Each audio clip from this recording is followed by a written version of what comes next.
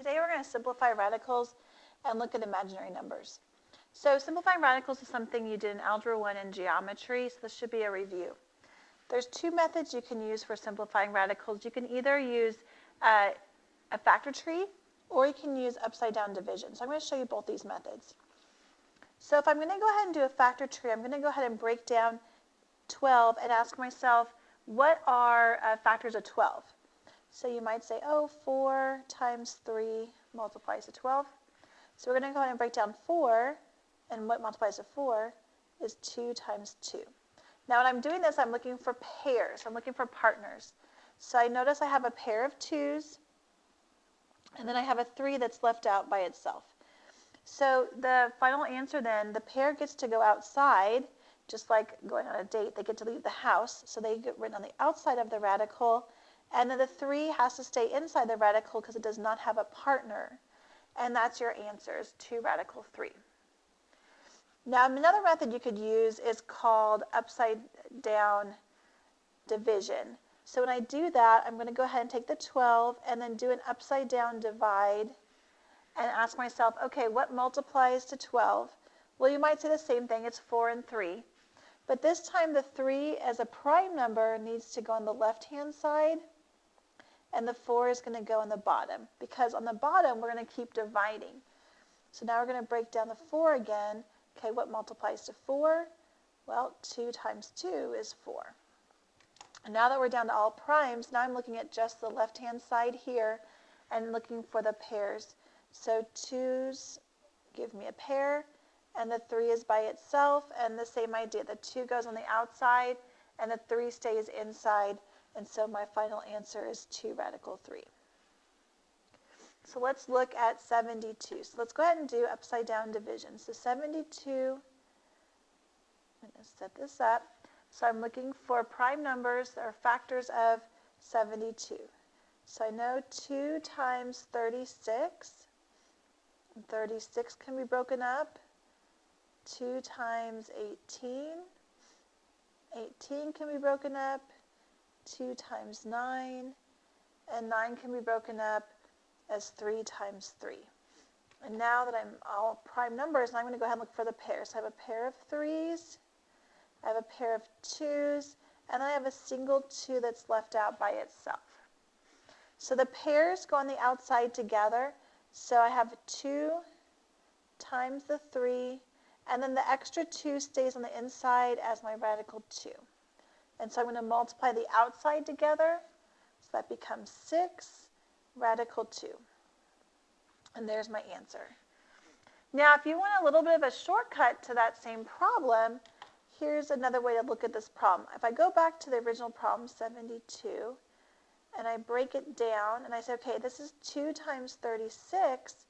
If you take a look at all of our perfect squares here, you should recognize that 36 is a perfect square.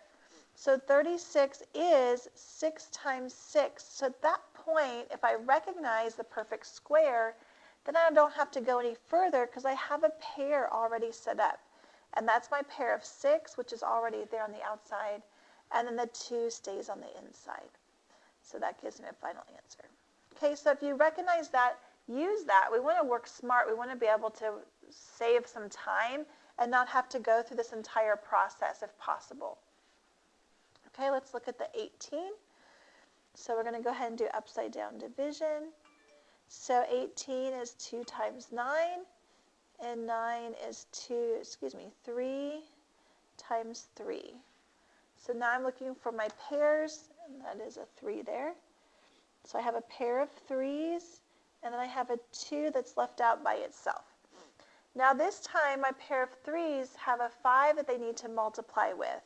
So they're going to get combined with that 5 and multiply to that number out there. So that becomes 15. And then my leftover 2 does not have a partner. It stays by itself inside the radical. So that should be a quick review from what you've done in Algebra 1 and Geometry. Now let's take it to the next step. So your Algebra 1 teachers probably taught you that when you have a negative inside the radical, that the answer is no solution. Well, that's partly true. It's no real solution, but we actually do have imaginary solutions as well, imaginary numbers.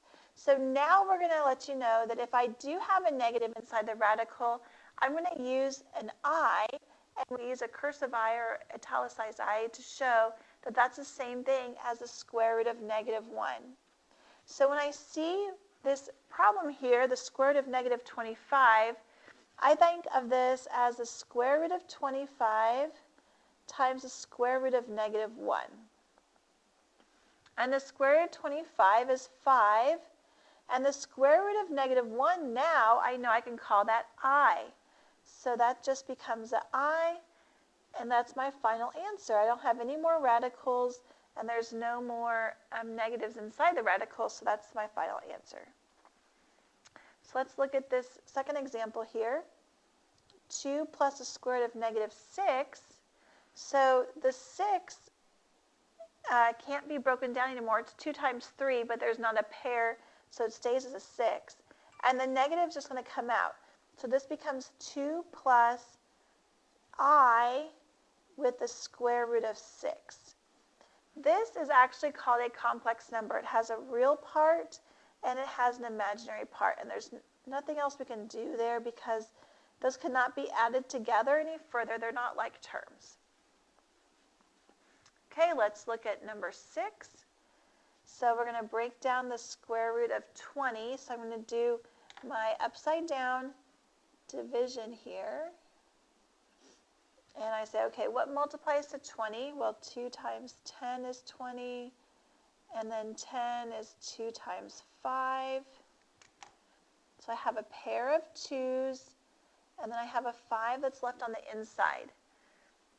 Now the pair is going to have to go on the outside and get multiplied with that 3. And then the 5 stays on the inside. And then I have this I from my negative on the inside. So it's really like this. It's really 3 times 2I and then the radical 5 is what we're really looking at. Now, because this is multiplication, I can go ahead and multiply the 3 times the 2. And 3 times 2 is 6. And then we have the I, radical 5. And that's my final answer for this problem.